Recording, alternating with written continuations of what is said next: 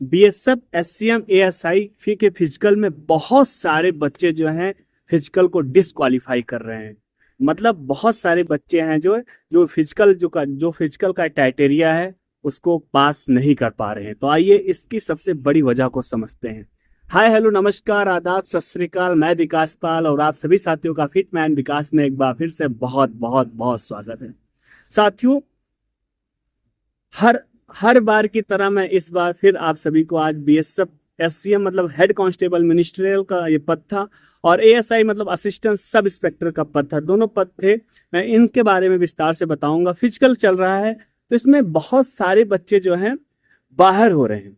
लेकिन अगर हम 17 मार्च से जैसे स्टार्ट हुआ था और अब जो है 10 जून तक चलेगा इन लोग का फिजिकल।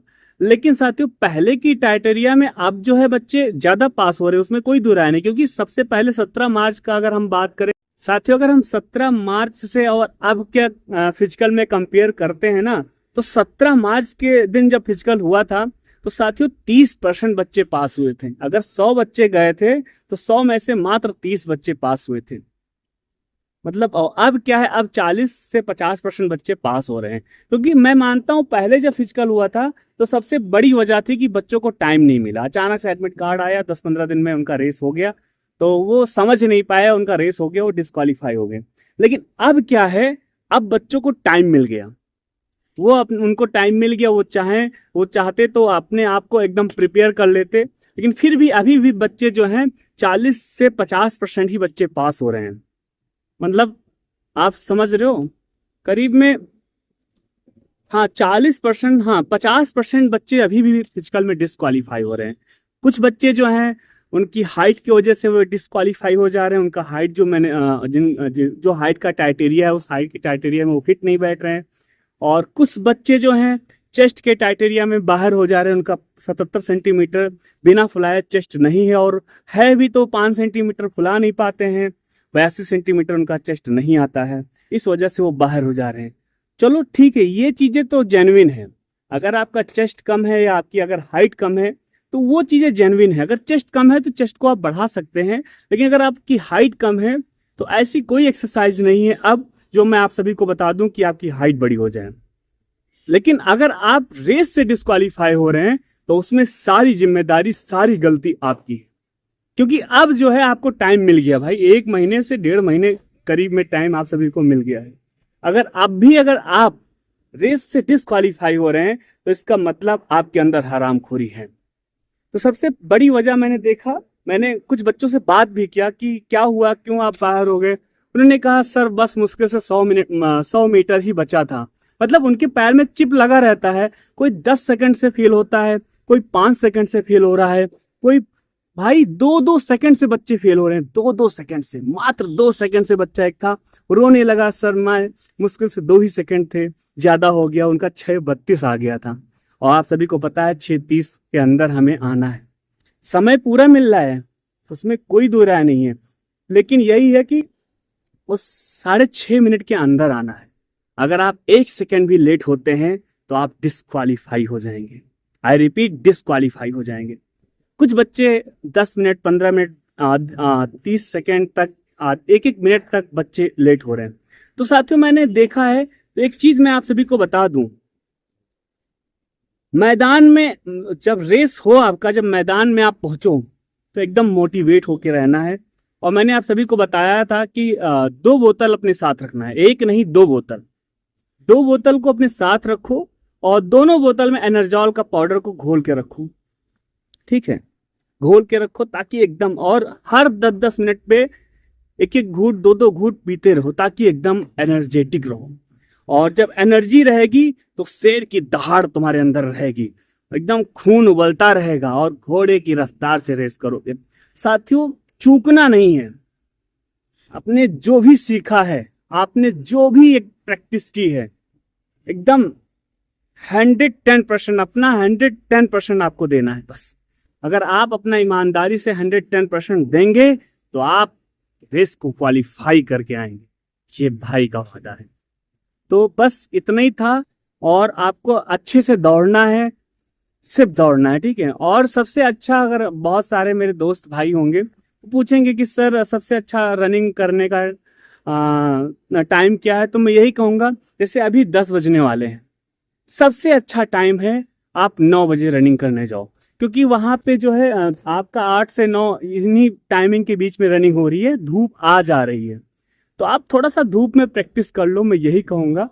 अगर आपकी रनिंग जो है ग्राउंड में होनी है तो करीब में 2-3 बार आप ग्राउंड में भी रनिंग करके प्रैक्टिस कर लो, ताकि ज़रूरी है अगर आप प्रैक्टिस करके रखोगे पहले से ही तो आप जो है बेहतरीन प्रदर्शन कर पाओगे, और आपने पहले से ही ग्राउंड में दौड़ रखा है ना, तो आपकी कोई कोई समस्या नहीं होगी आपको, ये ज़रूरी है। तो मैं यही कहूँगा अगर आप कम से कम 5 दिन 5 बार आप कम से कम 5 बार आप 9 बजे सुबह 9 बजे धूप में, हल्की धूप जब हो जाए तो आप रनिंग करना, 5 बार प्रैक्टिस कर लेना, तब ग्राउंड में जाना, ताकि एक आपकी बेहतरीन प्रैक्टिस रहेगी, फिर आपको प्रॉब्लम नहीं होगी। तथा अगर आपके पैर में पेन है तो मैं एक टैबलेट बता रहा हूँ, काम्ब्लोफ्लेम, बहुत अच्छी गोली आती है। अगर आपको जरा सा भी लगता है कि मेरा पैर जो है भारी भारी सा लग रहा है, थोड़ा बहुत पेन है मेरे पैर में, साथियों ये आपके लिए रामबाण का काम करेगा। आप एक गोली पेन किलर जो होता है काम्ब्लोफ्लेम, ये खा लेना भाई। कितनी देर पहले खाना है? आधे घंटे पहले खा लेना है भाई। आपका पैर एकदम लूज हो जाएगा, मतलब लूज नहीं, एकदम सुन्न हो जाएगा। आप चाहे जितनी तेज दौड़ो, कुछ भी करो, आपको पता तक नहीं चलेगा, आप बेहतरीन रनिंग करोगे, सच बता रहा हूँ। तो एक अच्छा है, आप ट्रिक मैंने बताया है, आप फॉलो करना, ठीक है। तथा बहुत सारे बच्चे हैं जो एकदम परेशान है, मैं कहता हूँ भाई ज्यादा परेशान हो आप रेड बुल पी लेना, आधे घंटे पहले आप रेड बुल पी लेना। अगर पैर में दर्द है तो आधे घंटे पहले एक गोली काम्ब्लोफ्लेम खा लेना।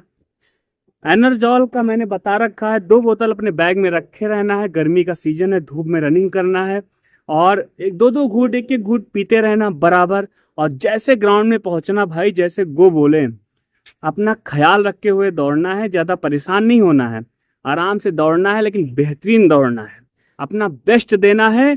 कोशिश करना है कि मैं सब बच्चों से पीछे ना रहूं, बस बच्चों के साथ रहोगे। आज मैं जैसे बच्चों को, एक बच्चों का प्रश्न है कि सर मुझे टाइमिंग नहीं पता चलेगा ना, क्योंकि पैर में चिप रहेगा, तो मुझे कैसे पता चलेगा कि हाँ मेरा एक राउंड कितने मिनट में कंप्लीट हुआ। आई नो, मुझे समझता हूँ मैं, नहीं पता चलेगा आपको, लेकिन जो अच्छे बच्चे हैं, जो अच्छे बच्चे आगे के दौड़ रहे हैं, अगर आप उन्हीं के साथ दौड़ते रहोगे तो आपको आइडिया रहेगा कि हाँ मैं आगे आगे दौड़ रहा हूँ, मतलब जाहिर सी बात है मेरी टाइमिंग ठीक है अभी, ठीक है।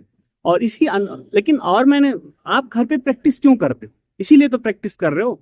घर पे आप जब प्रैक्टिस करते हो तो एक आपका एक चाल बन जाता है। मैं हमेशा क्यों आपसे कहता हूँ आप लंबे कदमों का इस्तेमाल करो। जब आप लंबे कदमों का इस्तेमाल करते हो तो आपकी एक हैबिट हो जाती है लंबे कदमों का इस्तेमाल करके रनिंग करना, और फिर आप चाहे स्टॉप वॉच लगाओ चाहे ना लगाओ, आपके 6 मिनट के अंदर ही रेस कंप्लीट होगा। ये आपका माइंडसेट हो जाता है।